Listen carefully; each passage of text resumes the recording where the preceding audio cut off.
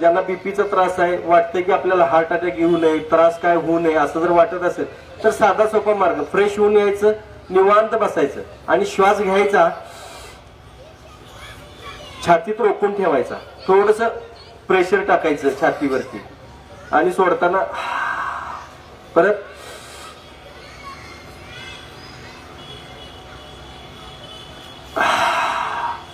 जितका वेळ थांबता येईल तितका वेळ थांबायचं. फक्त 5 वेळा करायचं, 5 वेळा. सगळं ओके.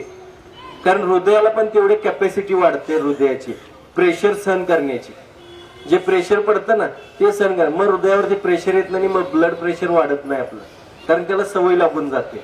ही सवय लावून घ्यायची. अशी ज्यांना शुगरचा त्रास आहे त्यांनी सुद्धा बघा 7.5 मिनिटं फुल स्पीडनं चालायचं आणि तेवढं 7.5 मिनिटात परत यायला बघायचं. ज्या दिवशी तुम्ही याल का नाही त्या दिवशी तुम्ही निरोगी असाल.